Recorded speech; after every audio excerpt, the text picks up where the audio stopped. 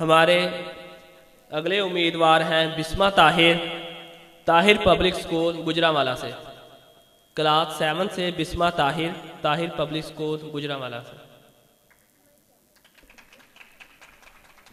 السلام علیکم۔ جکڑا ہے میرا کچھ، چلو اس کو چھڑائیں، زنجیروں کو توڑ دیں، اسے آزاد کروائیں۔ مغرب کے غلاموں کے اسیروں نہ ڈرو تم، مغرب کے غلاموں کے اسیروں نہ ڈرو تم، اب توڑ دو کاسا اے فقیروں نہ ڈرو تم۔ جناب صدر، کہاں سے لاؤں وہ لوگ جو فلسطین پہ کیے جانے والے ظلموں، ستم، بربریت اور انسانی حقوق کی پامالی بیان کریں؟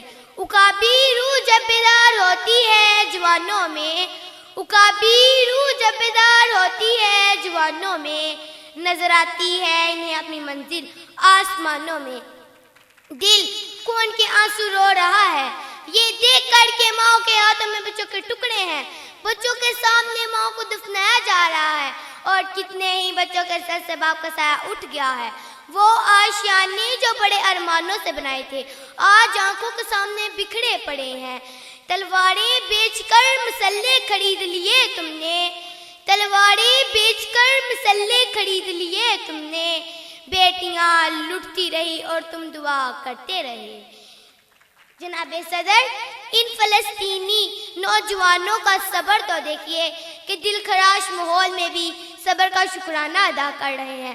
نازل کر عیسیٰ کو اب بیچ خدایا مہدی کو، نازل کر عیسیٰ کو اب بیچ خدایا مہدی کو، دیکھ دجال آزاد ہوئے اور پھولوں کے کیا حال ہوئے۔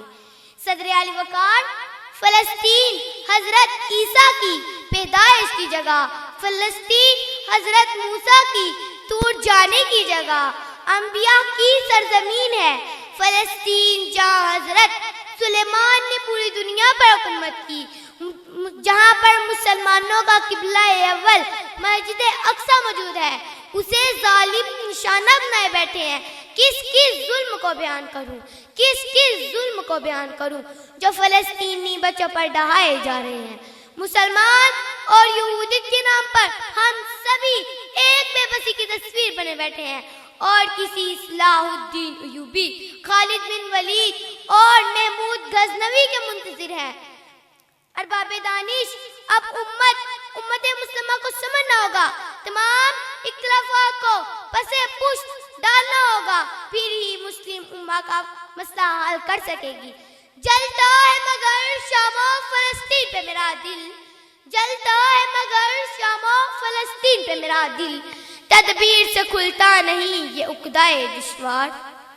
والسلام، آپ کے سماعتوں کا بہت شکریہ۔